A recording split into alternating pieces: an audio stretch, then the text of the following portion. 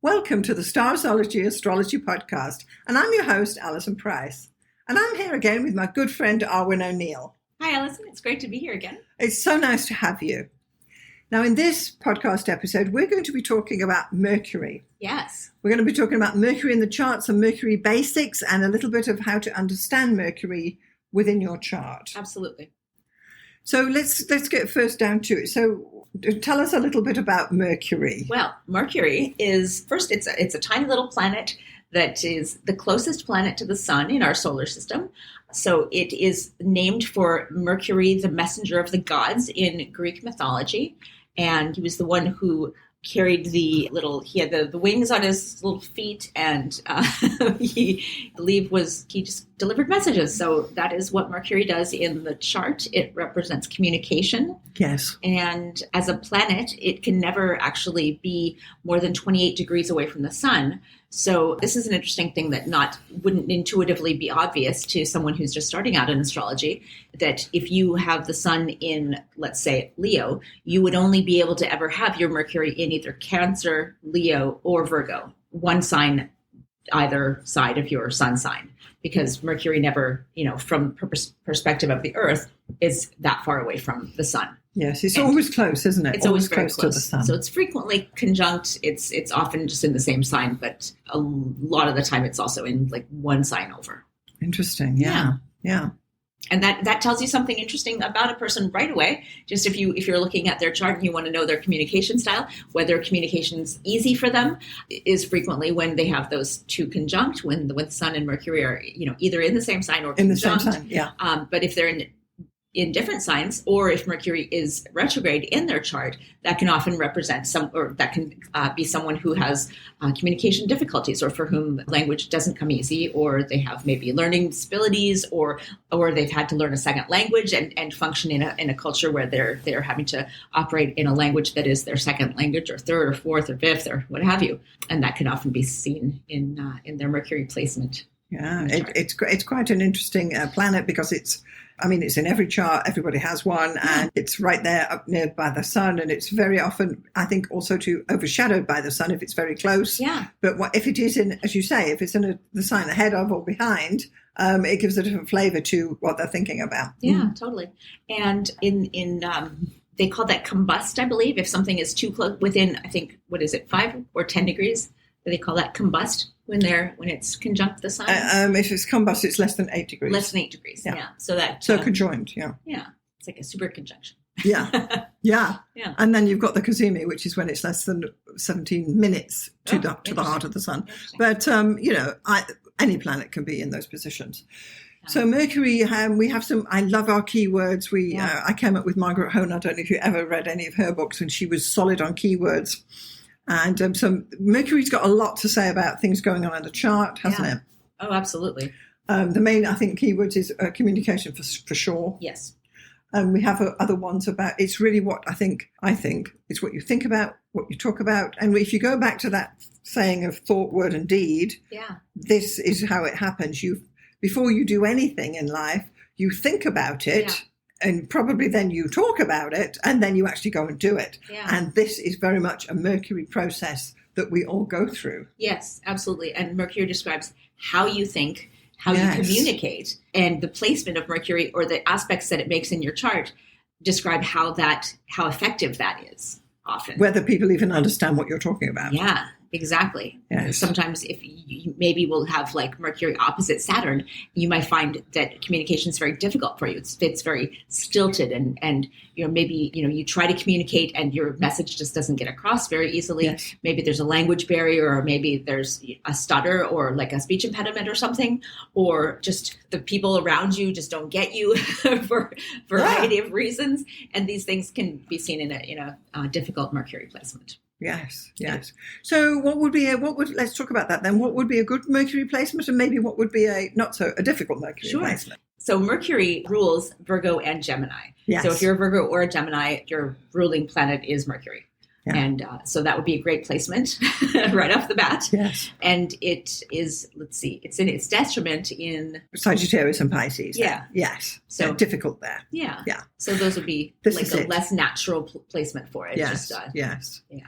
And, I think too, when you've got both of those these are all these immutable signs. So Gemini is the duality. So you've got lots of thoughts going on in your head. People can like multitask very well with Mercury and Gemini and hold two conversations at once. Yeah. And then in Virgo, it really is the the editor, not only of themselves, but of others as well, saying, yes, that's not the right word, and your apostrophe is wrong here, and this and that. And I mean, the list of prolific Virgo writers. Yes. Like, just Google that if you want to just be mind blown. Yeah. Leo Tolstoy, Virginia Woolf, Stephen King. The list goes on. And just... I think Agatha Christie as well. I stand corrected there. No, I believe that is one for sure. So this is it. So if you have Mercury well placed by sign, it will work well for you. Yeah. And if it's in one of the more challenging signs, you will not be able to get your message across, even though you think you have. And that's the point, that they think it was quite clear what I said. And of course, what people were hearing was not quite what you said. So that's why they can't follow the instructions. Interesting. Yeah. So you've got that. And of course, because it's Sagittarius and Pisces, which are both ruled by Jupiter, it's this big story going on about, well, I didn't quite get what she said. Did I line up here and then put the oranges in the bag, or do I hang my coat on the peg and then walk the dog? They can't follow along. Yeah. But you think you've been clear. Interesting. So those people should definitely invest in a Virgo editor. Clearly. Well, everyone needs a Virgo editor. If you're going to get an editor, get a Virgo. This is what I'm saying. If you come away with nothing else. And then, of course, if you've got Mercury in any of the other signs, then it's just going to be fumbling along in those signs as well. Because then it's neither higher nor lower. It's generally neutral unless there's other influences. But it will absolutely flavor the character of your speech and your thought. Yes. And how you verbally come across and how you in text or whatever. Yes. So now texting's an interesting thing, because this is a phenomenon that's come up probably in the last 10 years. Yeah. Suddenly everybody's texting and emojis can say a sentence without words that cross barriers. Yeah. And there are only so many emojis. And I was reading a thing the other day, they were saying that if you look at emoji and you've got apples, bananas and pears, those are things you can just go out and buy, but you can't get an emoji for a packet of Ritz crackers or something. Yeah. So they're actual good things, what the emojis have been created for. Oh, yeah. Like the basics, like the essential. And of course, now there's all the emotional, which is what emoji is, these emotions of the tear and the...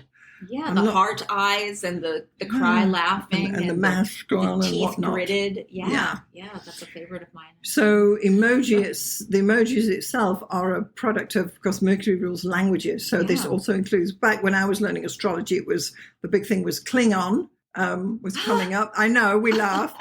And... so even things like that's crazy. And of course, Braille is a product of Mercury and Esperanto, the created language. Exactly. Yeah. And then I was a million years ago, I used to be a computer programmer, and computer languages were, because I was doing COBOL, that shows you how old I am. But anyway, we were doing COBOL. Nowadays, it's HTML, and coding in general is Mercury. Totally. So that kind of thing, brackets open, +2, and anything that's like that is a Mercury thing. So if you have a strong Mercury, you can easily work these languages. Yeah. And if you have perhaps a challenged Mercury, you will fumble trying to work them. Interesting. Yeah. Totally. Yeah, absolutely. Yeah. There's an interesting thing, like we went through, if you've listened to our Ascendant podcast, we've talked about the costume of each sign. And each sign has its own communication style, which is natural to it, which is an interesting thing. So with Virgos, it may be like a pedantic. They may correct your grammar, whatever. The Leo may be like a very flourishy, like flamboyant, like full color. The Sagittarian might lean on extreme language. Like they might tell a long-winded story that's about the fish that got away. The adventures, the extreme. They might throw a lot of colorful profanity into it. Yeah. I do too, though. But whatever. The Gemini, just as you say, like with the two phones, oh my gosh, I actually have a photo of one of my Gemini friends literally holding two phones to her head. She was trying to make a reservation and check something else on, and I had to take a picture of that. It was one of my favorite pictures of her ever, because it's just like Gemini in the house. Yes. It's so true. Yeah. And, physically, Mercury is actually rules not only your thinking, but the two hemispheres in your brain. Yeah. So if they're working normally, which they are for most people, then it's fine. But if something crops up where you're having an issue with thought patterns or the synapses, you would want to look at the Mercury in the astrology as well. Interesting. Totally. Yeah. If your Mercury is afflicted in your chart, that's something to... So can we define afflicted here? What are we actually meaning there? Oh my gosh, well, I think like, as I said before, like if it's opposite Saturn, you might have like square or opposition. Yeah, that might be like a slow communicator or someone who just every sentence is a struggle to get out, or they take a long time to communicate, or when they do communicate, other people get bored or that they don't understand them, or they're just like, maybe if it's opposite or where Neptune, any of the difficult planets. I mean, that could be like a creativity aspect where Neptune could make them a poet or a musical genius, but it could also make it possible that they would have not really a great grip on reality, and maybe they are prone to like lying or embellishing, and you can't really take everything that they say at face value. Well, this is it. Reading music too is a function of Mercury, and you either can or you can't. Right. Music and mathematics are very related in the brain. The way the brain reads music and reads equations and understands higher math are very similar. And that's a total interesting Mercury rabbit hole. Yeah, it's true. I've got a very linear Mercury in Virgo that... You've got a straightforward Mercury in Virgo. It's coming at us strong and solid. It's so logical. Yeah, it doesn't understand math or music, but it admires the hell out of people who do. Yeah. So I think another interesting thing about Mercury is that if we talk about, if you're born with, say, Mercury retrograde, and it will eventually by progression go direct. And Mercury can only be retrograde by progression for 28 years. Oh, interesting. Yeah. So if you say for instance, you've got a kid and they were born with Mercury retrograde, but you can see that it's going to go direct by the time they're 7, by the time they hit school, that things will clear up and they will move ahead. Interesting. So you'd want to look at that if your kid has dyslexia or some sort of like learning disabilities, or if they're just really slow to pick up on reading, or if it's really difficult for them to understand certain types of scholastic endeavors. Look at when that progression is going to go direct. That's right. Or just look at the aspects to the chart, and maybe it's a lifetime thing that you need to find a workaround. This is one of the big things when you're working with children's charts, that you want to be paying attention, because the mum will say, my kid's struggling at school, and it's always Mercury's retrograde by progression. Interesting. And you can say, well, in 2 years' time, it will release.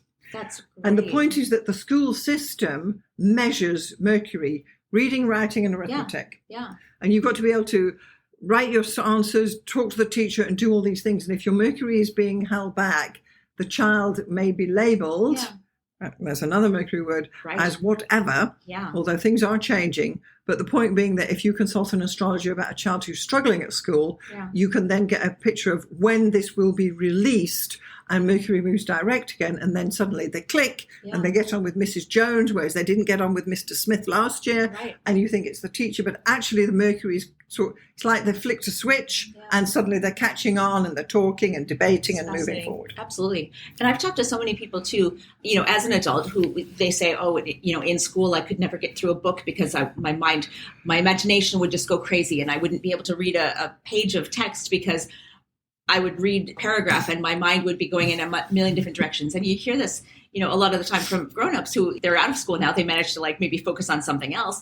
But in that elementary school environment, you're really judged on just being able to do these basic functional things, which are very Mercury-centric things, as you say. And if someone's more of an imaginative child, maybe they've got Mercury in Libra or Scorpio or something like that, and they're not thinking in a linear Mercury fashion.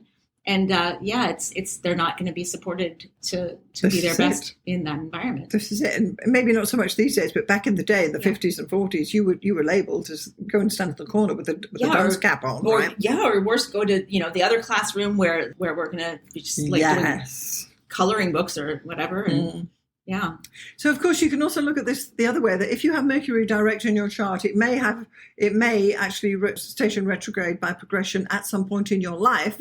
And it could happen while you're in school. So maybe you caught on for a while and then suddenly when you hit 15, you've lost the plot. Whatever. So that's one way of looking at it. The other thing that is, as an adult, of course, if we're 30, 40, 50 or whatever, Mercury can still station retrograde, but as grown-ups, we can cover it up.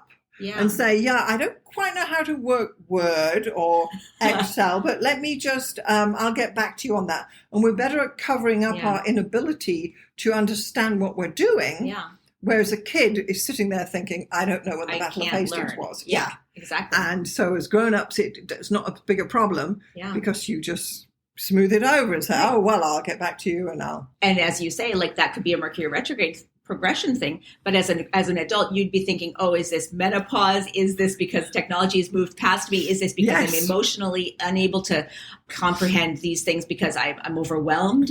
And you'll find all these other excuses because Mercury, the brain, it wants to have a story. It wants to create a narrative that makes sense to it. So it'll try to make any excuse. But that's why astrology is so helpful, because you can sort of go, oh, wait, no. Maybe I'm not like losing it.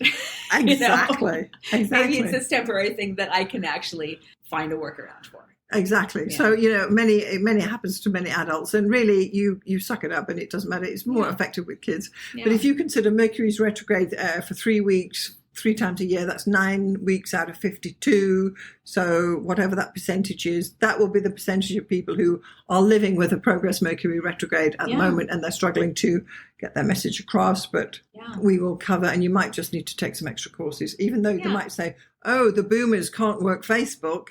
Really, they're struggling with a Mercury retrograde. Yeah, and it's not always the boomers who are just on a Zoom call and they're like double muted. Oh, I can't get off mute. It's anyone. Yeah. Well, exactly. Zoom, the big challenge of communicating online and sitting there. And I'm thinking of that guy with the I'm not a cat. So as we always do, we like to talk about, Stephen Arroyo, the saint, who wrote. In this case, I'm quoting him from the Chart Interpretation Handbook, and this is Guidelines for Understanding the Essentials of the Birth Chart. So just a super basic little overview of Mercury here. It is the creative use of skill or intelligence, the reason and power of discrimination used to serve higher ideals, the ability to come to agreement through objective understanding and clear verbal expression. So that's what it means in your chart. And it indicates what specific energy and quality influences one's thought processes and how one expresses their thoughts along that specific wavelength. So that's when we talk about the elements. So if you have Mercury in a fire sign, you're going to be more fiery in your speech, more using your hands. I'm doing this thing with my hands, broad gestures, maybe more aggressive, more opinionated, more belligerent. The boss who is always talking over you might be an Aries, for example. Mm-hmm. The person who's always telling amazing stories about their weekend when they went on a kayaking trip and the boat overturned and blah, blah, might be a Sagittarius. The person who is moonlighting in improv might be a Leo, et cetera, et cetera. Mm-hmm. And these are obviously caricatures of the signs, but they illustrate wonderful principles that are easily observable.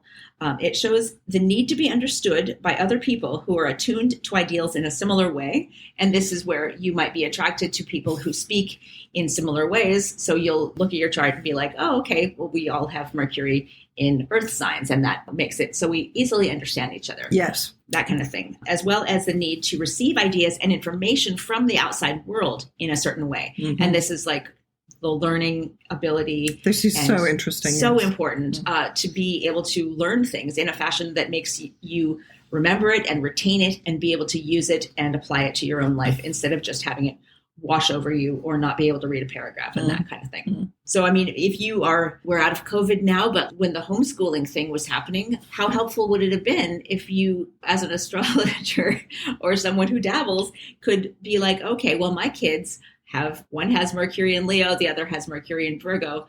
They're going to need to be taught in slightly different ways to retain this information. There's no, There's a brilliant book about this. It's by Helen Connor, and it's called Fish Can't Climb Trees. And it's for teachers who understand astrology about how to deal with children in your class who have different Mercury placements, because they take information in differently. Amazing. And that's what you're saying. Exactly. I'll put a link to that as well. Absolutely. Yeah. And say that name again, Helen Connor. Fish can't climb trees. This is a quote from Einstein saying, you can't expect a fish to climb trees. So we can't expect someone who's got, say, Mercury in Taurus to be a quick thinker, because they're not. They're going to have to process things slower. Yeah. So don't expect children with Mercury placements to be able to do these things. Yeah, that's absolutely amazing. Mm-hmm. Exactly. Okay. Oh, and so you've got a couple of further quotes there for us for different Mercury placements. Yeah. So this is just an interesting way of just kind of skimming the surface of each of the Mercury placements. So we've talked. We tend to, obviously we have our own charts, and we can lean into talking a lot about Leo and Virgo, but let's give every sign. Oh, okay. Just this once. Just this once. So if you know your Mercury placement or your kid's Mercury placement or your partner or whatever, this is just a couple of keywords really from Stephen Arroyo's chart interpretation handbook about each of the Mercury placements. And this is how one thinks and communicates with each of these Mercury placements. So Mercury in Aries communicates assertively, forcefully, directly, and confidently. They have a restless urge for action that underlies an energetic way of speaking. So this could be the kid who is always running around in class and you can't get him to sit still, and he might seem like a bully or whatever, but if you get him engaged in doing something that actually harnesses that fiery energy, then he can be a leader in the class instead of a distraction. He can be a great leader, or he can be considered like an insensitive kind of bully because he's got this release of energy that needs to be released in a fiery Aries kind of way. Right. Mercury and Taurus, they communicate carefully and slowly. They make sure that each word has been thought out before they express themselves. Yes. They need to learn slowly and deliberately as well, and this can limit the variety of their perceptions, according to Stephen Arroyo. They have a relentless and steady mind that's based on the consolidation of ideas and bringing ideas down to earth for practical application. So they're not the kind of person who's just got like a Gemini or a Virgo going to be like pontificating endlessly on theoretical things. They want to talk about real tangible things that are actually practical to their experience. And their urge to express themselves about physical sensations, about savoring the words that they're speaking, and to establish connections with people and freely and spontaneously without having to edit themselves and to think overly complicatedly about what they're saying. Good. They're going to want to have a relationship with someone who it's easy to talk to. This is something that Taurians or people with Mercury and Taurus are really going to appreciate. Someone who understands them easily and isn't always just questioning like, oh, what did you mean by that? Or that's not the right word. Mm-hmm. Anyone correcting their grammar? Like, no, that's not the way to win with Mercury and Taurus. Okay. All right. Mercury and Gemini, they communicate fluently, quickly, cleverly, and intelligently, and sometimes superficially. They can babble on and on. They express their perceptions immediately, and they need to learn through establishing and identifying connections among people and ideas. So they're going to be the sort of the gossips maybe in the classroom, the flirt maybe. This is their way of sort of probing people's limits and in a way. And they're very changeable and mercurial because they're ruled by Mercury. And their interactions with other people can sometimes be sort of superficial and, they might be just considered as kind of a frivolous person. But at the same time, they're very entertaining. They have a lot of nervous energy that is expressed by talking, writing, or sometimes just kind of fidgeting. And they do have a lot of mental dexterity. So if you can channel their babbling into like maybe like being like a rap god, like Eminem, that's or something. That's a good use of that energy. Good. Yeah. Mercury in Cancer. This is our first water sign of the zodiac here. They communicate emotionally, instinctively, and sensitively. They protect their own thoughts and feelings in the way that they communicate, and they learn through absorption. So it's not always through verbal communication. They are the kind of people who will be watching the body language of the people in the room, and they rely on their feelings to make inferences and connections between bits of information, and it's not always the verbal that they're actually going to retain. They are creative, and they have a good memory. They have very good retentive qualities. So when they do learn something, they are going to hold on to it. And their subconscious can often sort of prejudice their ability to learn. So if they feel uncomfortable or fearful or they're being persecuted in some way, that might affect their ability to learn. So it's important to know that. Right. Yeah. Mercury and Leo, they communicate energetically, radiantly, and proudly. They communicate with warmth and affection. And they have a strong will to motivate, and they have a need to establish connections. So their communication is colored by a sense of drama, humor, and creativity. They have pride and an urge for recognition and a spark of self-expression. It changes everything that they talk about. So they need to be creatively involved in order to learn. This is the learn by doing type of person. This is not the rote memorization is not for them. They need to learn with their hands. and they need to be able to do it themselves in order to retain it. They do have intuitive leaps that help them to establish their learning, but actually being involved and acting it out is super important for this sign. Yeah. And they do have a bit of an ego. So if they feel like they've been slapped down in a classroom or whatever, and they feel embarrassed, that could just hinder their learning right there. So that can limit their ability to retain facts if that happens, unfortunately. Okay. Yeah. Mercury in Virgo. You're up. Yeah, exactly. They communicate logically, critically, helpfully, humbly, and sometimes negatively and skeptically. So this is the proofreader, the editor, the one who says, oh, wait, that's not quite right. The one who will maybe correct your grammar or, God forbid, correct the teacher if they notice that something is not right or the one who says, you've got to pull that podcast, Alison. We got an error in the podcast. And I'm thinking, what the heck?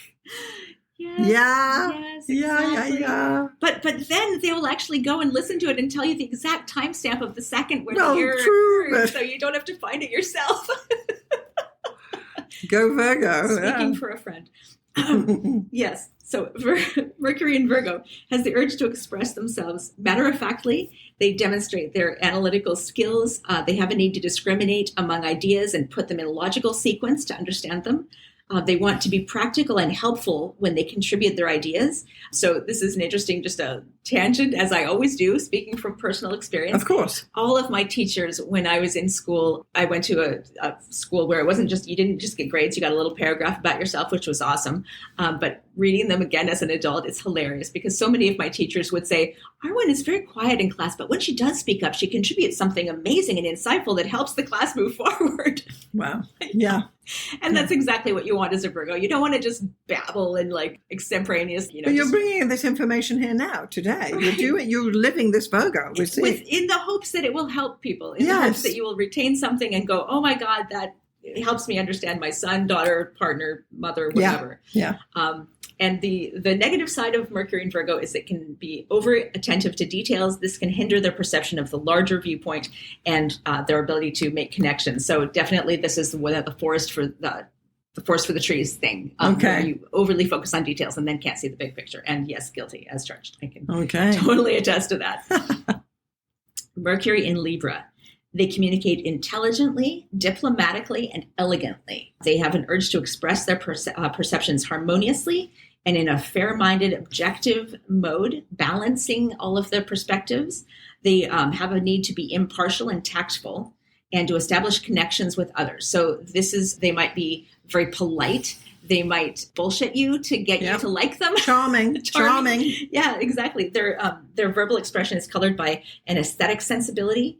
And they seek balance and objectivity, and they are constantly sort of seeking feedback to understand things. Yeah. So just learning by a book might not be the way for them, but learning in a conversation is going to help them to retain it much better. And awareness of all of the points of view can actually hinder them that can trigger the inability to make a decision and the desire to please everybody. So it's, maybe a conversation one-on-one will help them, but a class discussion where everybody pitches in and nobody comes to a consensus, that could actually hinder their ability to learn. So that's an interesting balance. I agree with that. Yeah, my late husband had that, and he undernod, and he'd seen all the sides of it, and I would just come and say, we're doing that. Yeah, there you go.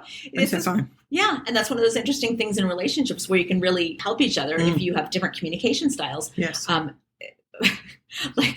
think Libra's pussyfoot around the situation because they want to hear what you actually want to say. Yeah. And yet they don't really, in the end, you've got to hone in on it. Say, let's just do this. And someone has to take charge. And interestingly, my partner being a Scorpio, like sometimes he'll just say, like, cut to the chase.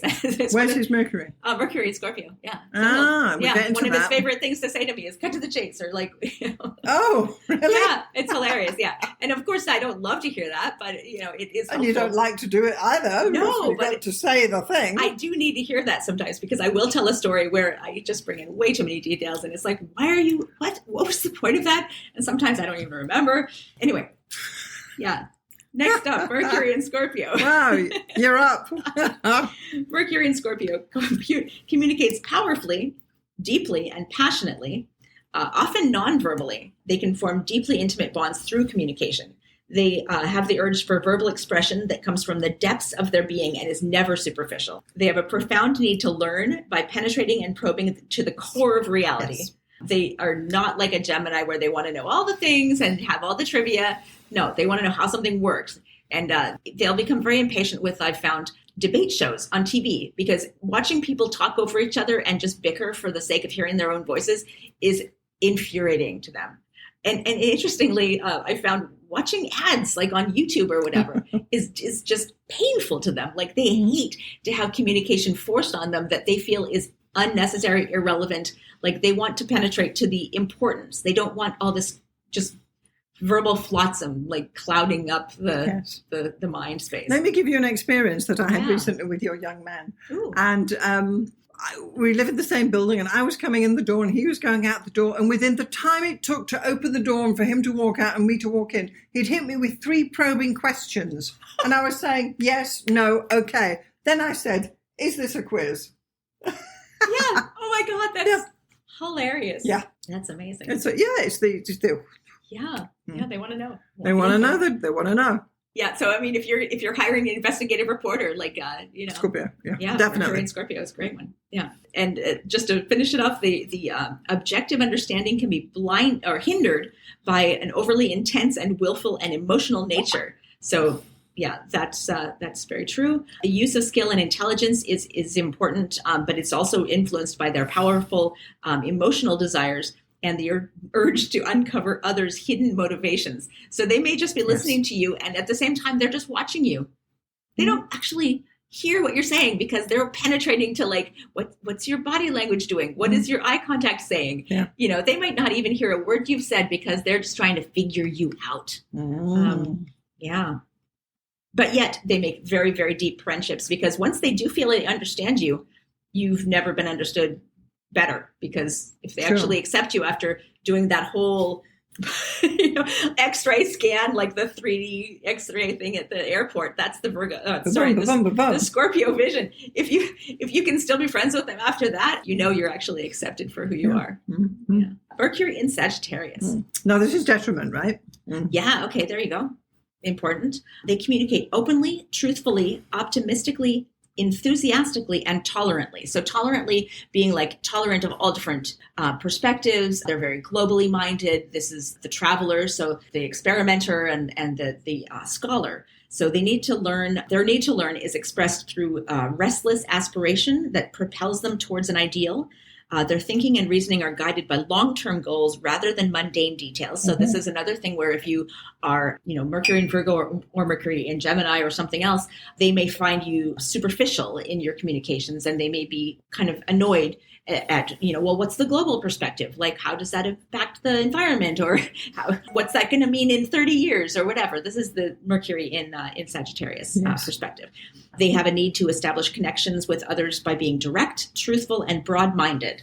And their coherent thinking can be blurred by overly generalizing and idealistic aspirations. So, they might not seem able to have practical ideas because they're too, lofty and idealistic in their thinking sometimes. And I do think people with Mercury in Sagittarius go down rabbit holes, they digress, they go off at a tangent, and they have difficulty staying on track. What was the question? Oh, but blah, blah, fish paste, and over here we go. And because to them, these little details are not, that's not the important thing. The important thing is, how are we going to save the world? What is the big picture? People are starving in Africa. So Mercury in Capricorn, they communicate seriously, cautiously, and with a strong sense of authority. They sometimes think in rigid categories. They have persistence, ambition, and a steady progress to satisfy their need to learn. They are self-controlled, and their urge to express their perceptions and intelligence comes through manipulation of the physical world. And they get practical results from theories. So these are the people who are studying the metrics, and their communication is very calculated. They're reserved, self-sufficient, and formal in their communications, and that can inhibit the way they communicate with others often. Their reason and power of discrimination can be used to build towards a goal, and they're keenly aware of practical realities, which can limit their exploration of possibilities. So kind of the opposite of the Sagittarian or the Aquarian thought processes. Mercury in Aquarius. They communicate openly, intelligently, idealistically, and in a detached manner. So they have a need to establish unique connections with others, relating individualistically with each person while having strong awareness of group communication processes. They have an urge to express their perceptions and intelligence, which is colored by individualistic freedom and often extremism. They think experimentally and innovatively. They test their theories on others. They're future-oriented, and they like to explore possibilities for change. They're independent, inventive, and detached, and intellectual.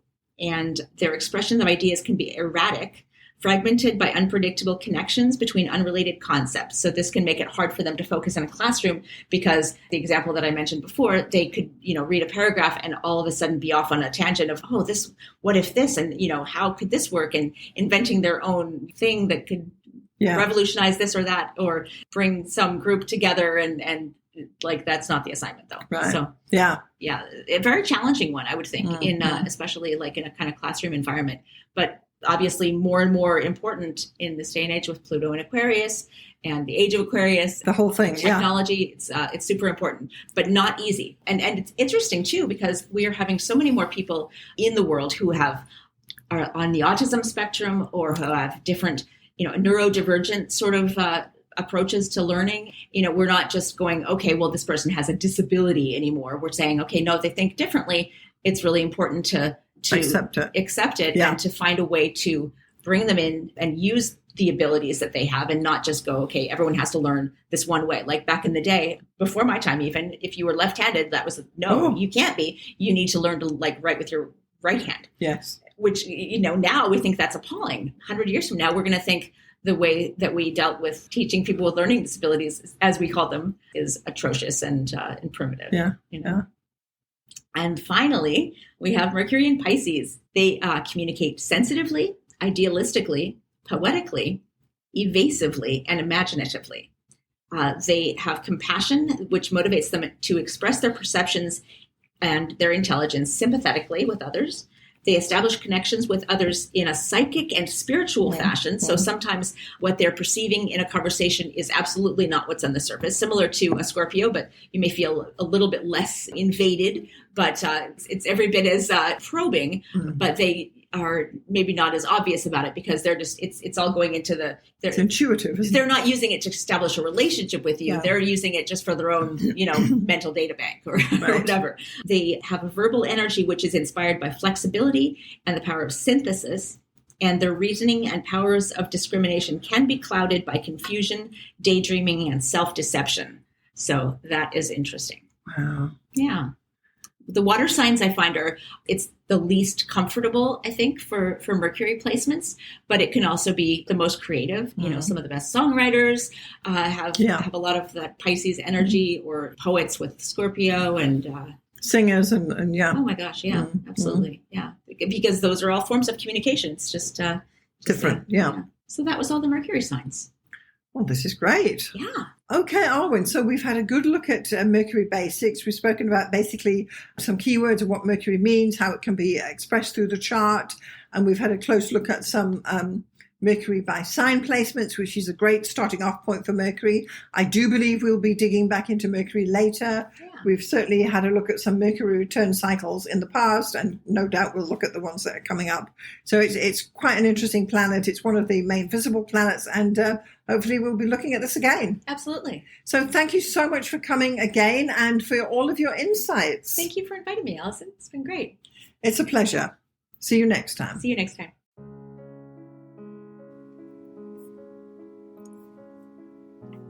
Thanks so much for getting this far through the episode. I just want to take a moment to tell you about the two main options of my astrology services. So the first one is coaching.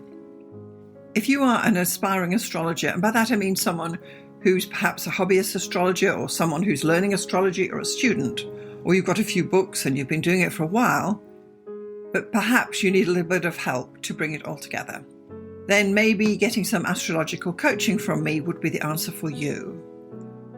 The astrology coaching I offer is a 1-hour session on Zoom, and it's tailored to answer your particular questions. For example, if you have issues with natal chart readings, we can go there. Or if you're having problems working with your forecasting, we can go there. or even basic astrology stuff, or even getting yourself organized for your astrology business. The idea is that astrological coaching will answer your particular questions. It's tailored specifically to you and where you are in your astrological journey. And I'm happy to help you out with some guidance about how you can get going, what to focus on, and what to dismiss. So that would be the astrological coaching for people trying to learn astrology. The second astrological service I offer is consultations. So this is for someone who perhaps doesn't know anything about astrology, but they just want to have their chart read or get their chart done. Call it what you will. So once more, this is a 1-hour consultation over Zoom. I will interpret your chart, tell you about the main features, tell you about where the energy is flowing, and all the rest of what is entailed in a thorough natal chart interpretation. I can also add in some forecasting in there too, bearing in mind we only have 1 hour. So just in summary, I've got coaching for people who want to learn astrology, and I've got consultations for those who want to get an astrology reading done. I'm Alison Price from Starzology.com. Thank you so much for listening. We'll see you next time.